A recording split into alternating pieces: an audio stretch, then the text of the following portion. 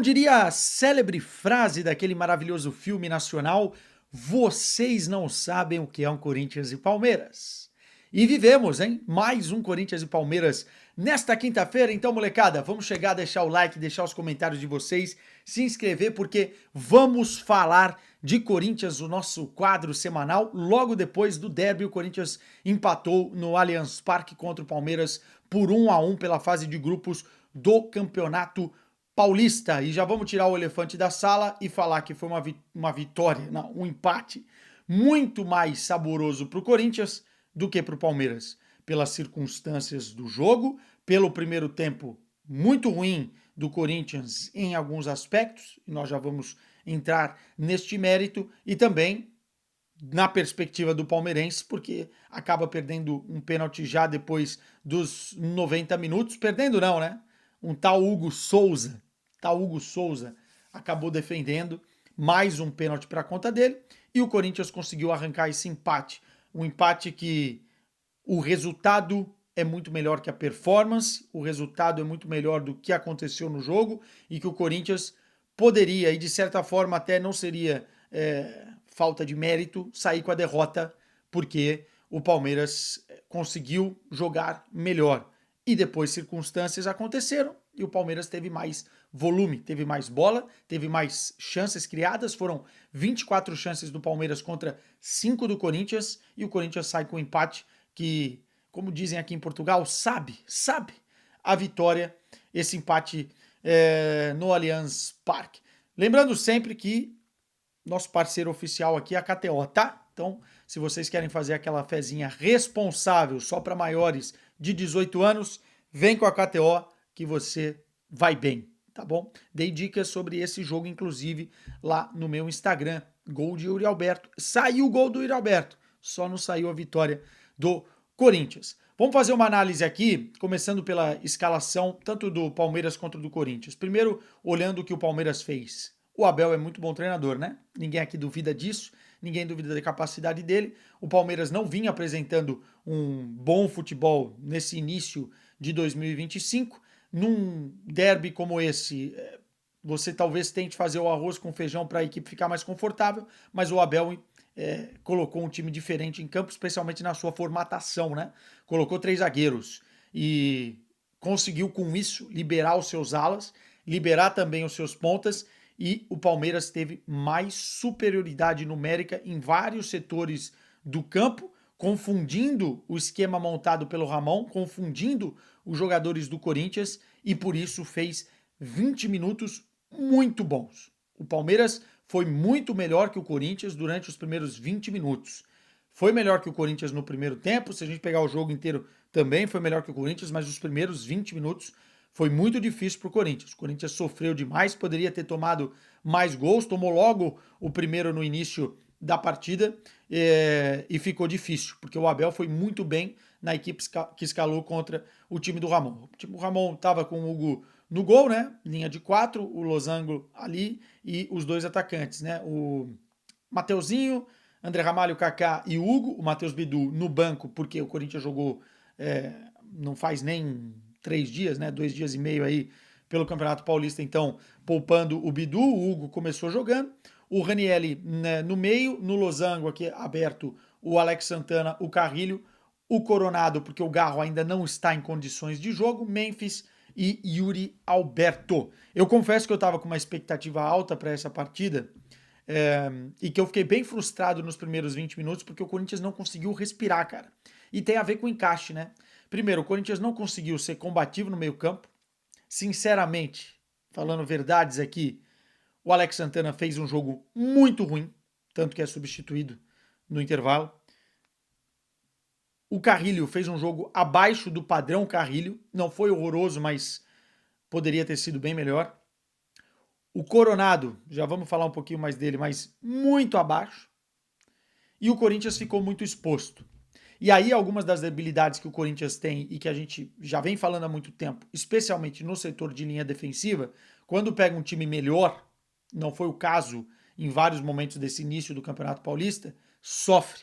Sofreu contra o São Paulo, sofreu contra outras equipes menores, sofreu contra o Noroeste, por exemplo, um gol que não pode sofrer, E o Abel estudou muito bem esse gol que o Corinthians sofre na Neoquímica Arena contra o Noroeste, e o Palmeiras faz e abre o placar com um gol parecidíssimo. Uma bola que sai da lateral, né, cortando no facão a zaga do Corinthians.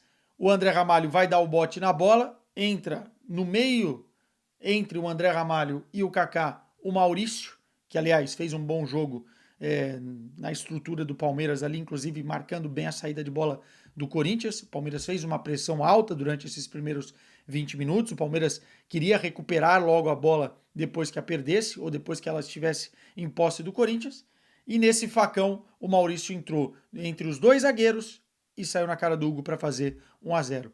É falha de quem não marcou o Piquerez no passe? Sim, é falha de quem não marcou. Poderia ter fechado um pouquinho mais o espaço. Mas a maior falha é do Kaká e do André Ramalho. Um gol igualzinho o que se tomou contra o Noroeste. E aí você vê a movimentação, ou o Kaká avisa o André não pode ir sem olhar as costas, porque nas costas tem o Kaká, e você sabe que o jogador vai fazer a movimentação estudada, tá? É um lance que o Abel trabalhou, eu tenho certeza, durante a semana para pegar o Corinthians. Viu o que aconteceu com o Noroeste, fez igual e deu certo, 1-0 para o Palmeiras. Poderia ter ficado pior. O Corinthians vai executar o primeiro chute no jogo aos 24 minutos. Boa jogada do Memphis, né? Acha um passe no espaço pro Yuri Alberto. Ele tenta tirar do Everton, o Everton faz bem a defesa, né? Depois ainda tem uma grande defesa do Hugo. O Palmeiras, nesses primeiros 20 minutos, cria um volume para fazer mais. E aí que entra o Ramon. Se ele começou mal a partida porque foi surpreendido pelo Abel, gostei da postura do Ramon hoje, em alguns aspectos. Especialmente porque ele mexeu na equipe sem precisar fazer a substituição. Ele traz o Ranieri para a linha de defesa, faz o Corinthians jogar com 3 zagueiros, o Kaká, o Ranieri e o André Ramalho, e aí ele consegue espelhar o time do Palmeiras e se sentir mais confortável defensivamente.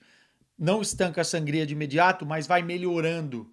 E o Corinthians vai tendo mais confiança para sair, vai tendo mais estrutura para marcar e para se reorganizar. Então, o encaixe que o Palmeiras conseguiu fazer para escapar de uma eventual marcação do Corinthians, não conseguia fazer mais com tanta facilidade. Detalhe, no segundo tempo, a mudança já ocorre com o João Pedro entrando no lugar do Alex Santana e o André Ramalho vai para o meio, porque ele joga melhor nessa função, o João Pedro vai para a direita, o Corinthians fica com 3 zagueiros. Os 3 zagueiros eu avalio no Corinthians como uma forma de defesa, né? É o modo segurança do Ramon. Se tá tudo dando errado defensivamente, põe 3 zagueiros, que a gente já fez isso no passado e o Corinthians se sente mais confortável. Tava tudo dando errado e ele faz isso com uma leitura muito bem feita, tá? Eu acho que o Ramon foi bem nisso. Foi bem nisso. Pois bem, o Corinthians consegue melhorar, tem a chance do André Ramalho que o Everton faz um milagre no escanteio, né? Um chute que ele já vai fazendo movimento, mas faz uma defesa muito bonita. O Palmeiras tem mais oportunidades, mas o Corinthians abre o seu marcador, empatando o jogo depois de uma bela recuperada de bola do Memphis. Ele fez isso muito bem durante o jogo, não foi a única. O Memphis voltou bastante para tentar ajudar na marcação e ele dá o bote muito certo no Ronald Rios, consegue recuperar essa bola e serve o Yuri Alberto. Os passes do Memphis, eles são qualquer coisa, né? Assim, é de uma precisão, é de uma qualidade, é de uma facilidade que ele consegue pifar com tranquilidade os homens de frente do Corinthians. O Yuri Alberto, na sua característica de finalização, né, que é aquela bola que ele bate cruzada e sempre consegue bater o goleiro, ele faz o gol de empate. E aí começa a derrocada do senhor Yuri Alberto no jogo. Todo mundo sabe que o Yuri Alberto foi imprescindível para a arrancada do Corinthians, que ele foi um dos melhores do setor, se não o melhor do futebol brasileiro na temporada passada, especialmente pela última metade da temporada, mas hoje o Yuri Alberto foi muito mal nas suas atitudes. Não só no comportamento, mas na inteligência. Ele foi muito pouco inteligente naquilo que ele fez para ser expulso. E a expulsão muda o jogo, totalmente. Quando ele faz o gol, ele vai lá e chuta a bandeirinha de escanteio. Dá uma voadora na bandeirinha do escanteio. E o Twitter vem abaixo. Uma foto dele chutando a bandeira do Palmeiras, coisa linda. Cara, temos que ser coerente aqui. Eu critiquei demais quando o Luciano, não sei se foi ano passado, mas acho que foi, quando o Luciano chutou a bandeira de escanteio lá da Neoquímica Arena e por acaso ele foi expulso no mesmo jogo, tomando o segundo cartão amarelo. A torcida do São Paulo reclamou que não se pode dar cartão amarelo por chutar a bandeirinha de escanteio. A torcida do Corinthians na ocasião falou, não, tem que tomar amarelo mesmo. E tem que tomar amarelo mesmo, cara. E o jogador sabe que não pode fazer e no momento de explosão vai lá e dá um chute na bandeira do adversário. Toma o cartão amarelo. Tomou esse cartão amarelo? Ok. Errar é humano, repetir o erro é burrice, né? Ou seja, você já cometeu um erro. Você já cometeu um erro tosco. Por que você vai fazer a mesma coisa no segundo tempo de uma outra forma, né? Cometer um outro erro bizarro. E foi isso que aconteceu. Né? Para quem não viu, o Yuri Alberto no segundo tempo, fora da área, num lance que não tinha a menor necessidade, aliás, dentro da área também não tem, porque hoje tem VAR e você não pode ficar cavando as paradas. Ele cava uma falta, se joga, mergulha na piscina e o árbitro vai lá, cumpre a regra, dá o segundo amarelo e ele é expulso. Não tinha nem o que reclamar, não tem o que reclamar. O árbitro seguiu o manual, seguiu o livro e expulsou o Yuri Alberto. Ele sai com uma cara de vergonha, né? Pede desculpas ao Ramon. O Ramon, com toda a razão do mundo, dá uma bronca no Yuri Alberto. E o Yuri Alberto coloca o Corinthians numa situação dificílima, num jogo que já estava muito difícil e num jogo que ele tinha feito gol, que ele seria importantíssimo para fazer essas movimentações e receber a bola, especialmente do Memphis. Precisa pedir desculpa se já não tiver pedido, eu estou gravando o vídeo aqui, pode ter acontecido já, para a torcida do Corinthians, o Yuri Alberto. Porque isso não pode acontecer, ainda mais para um cara que quer chegar à seleção brasileira, ainda mais para um cara que foi o artilheiro do Brasil na temporada passada, foi o artilheiro do Campeonato Brasileiro, e é fundamental para o Corinthians ter que entender o seu tamanho, o Yuri Alberto, e tem que entender um Corinthians e Palmeiras. Expulsão muito tosca, muito bizarra. Enfim, vamos lá. No segundo tempo, o Corinthians volta com essa mudança do João Pedro, se compacta melhor, tem a expulsão, o jogo muda, né? Fica basicamente, o Corinthians ativa o modo defensivo, né? Vai lá para trás, dá 15, 20 metros para os zagueiros do Palmeiras subirem, o Abel tira um zagueiro dessa linha de 3, só que o Palmeiras é muito pouco eficaz. O Palmeiras tem pouquíssimas chances na segunda etapa, chances claras. Tem um volume, tenta entrar, mas o Corinthians se fecha muito bem ali no casulo, tem a bola na trave de cabeça, que é o principal lance, depois já da expulsão, mas as coisas não acontecem. E aí, no finalzinho da partida, no finalzinho do jogo, o Ramon vai mexendo bem na equipe, eu acho, tá? O Ramon coloca o Thales, coloca o Bidu, vai tentando, enfim, dar mais fôlego para o meio-campo, vai tentando, coloca o Charles, enfim, mas as coisas eram muito difíceis já. A nível físico, o Corinthians sentiu bastante também o jogo, os jogos recentes, né? E com um jogador a menos, tudo ficou muito difícil. E daí, no último lance do jogo, o Charles acaba errando ali, tentando driblar um jogador a mais no meio-campo. A bola cai exatamente no pé do Estevão, que foi do Palmeiras o jogador mais perigoso, mais agudo, mais difícil de encontrar dentro de campo para os marcadores do Corinthians. Ele dribla o primeiro e no segundo já está dentro da área. O Rian faz o pênalti. O Rian que entrou bem, tá? Ele faz o pênalti, mas ele entrou bem no jogo, dando mais consistência ali na marcação, dando fôlego, dando velocidade na saída, mas acaba fazendo o pênalti porque é mais mérito do Estevão do que o próprio demérito do Rian. O Estevão é muito liso. E no pênalti, meu irmão, você tem um cara lá chamado Hugo Souza. Hugo Souza. O Hugo Souza parece que nasceu mesmo para jogar no Corinthians. O que cai bem aquela camisa amarela no Hugo Souza, especialmente em grandes noites e em noites que os pênaltis são decisivos, não está escrito.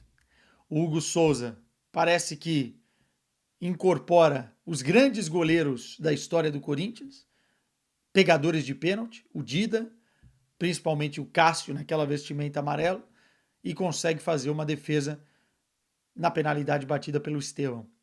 É muito difícil um jogador ganhar a confiança, ganhar a idolatria, ganhar o carinho da torcida do Corinthians como o Hugo Souza conseguiu ganhar nos últimos tempos.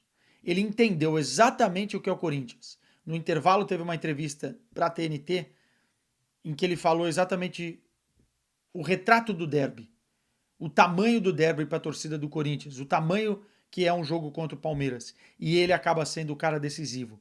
Ele é o melhor em campo, além das defesas, além de passar a segurança, além da conexão com a zaga, além da conexão com a torcida. E a conexão, quando eu digo com a zaga, é a cobrança que ele exerce.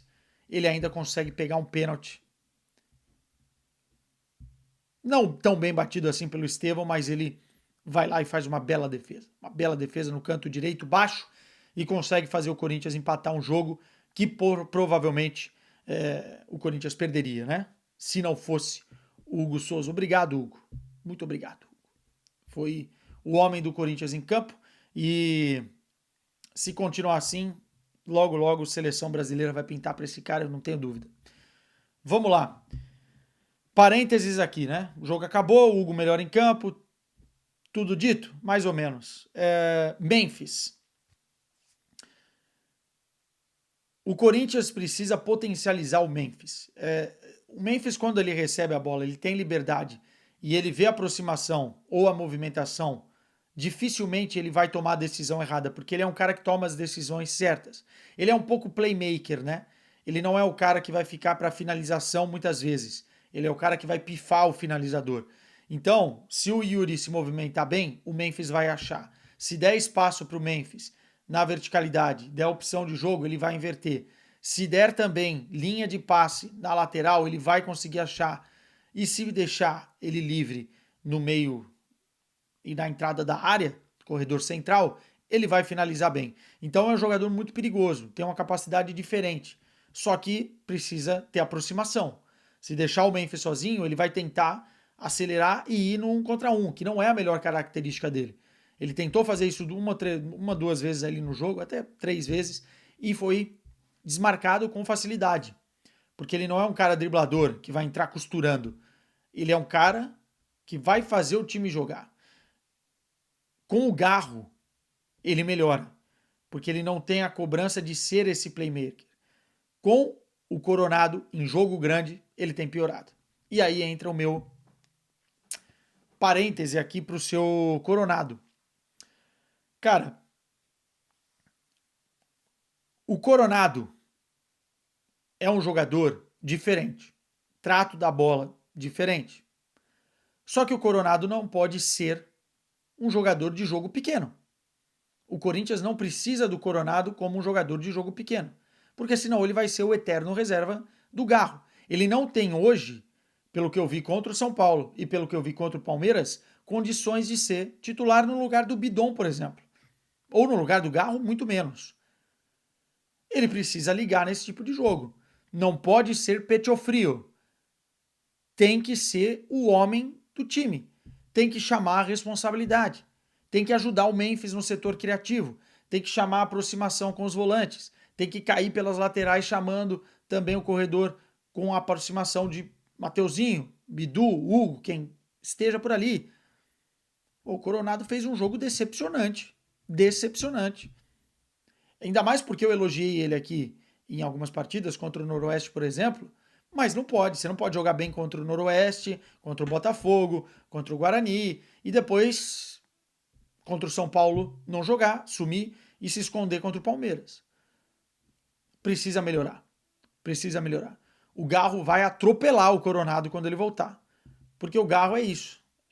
Além da qualidade e do trato fino que também tem com a bola, é aguerrido, é batalhador, chama o jogo, chama a responsabilidade nesse tipo de jogo, arrisca. O campo estava molhado, eu não vi um chute do Coronado. Ele não chuta bem de fora da área, o que acontece? Enfim, tem que chamar mais a responsabilidade. Para terminar, o Corinthians teve 2 grandes oportunidades em grandes jogos para se provar. Isso não aconteceu. Vai ter ainda Santos, vai ter ainda as fases finais aí do Campeonato Paulista, o Corinthians vai se classificar e tal. É uma preparação interessante para a pré-Libertadores, mas eu acho ainda que a direção precisa fazer movimentos no mercado. Precisa de mais um zagueiro. O João Pedro é bom zagueiro, tem que lapidar o menino, mas não pode ser o titular ainda, na minha visão. Tem que ter tempo, tem que ir entrando e tal, mas precisa trazer um zagueiro. Precisa trazer um lateral esquerdo. E precisa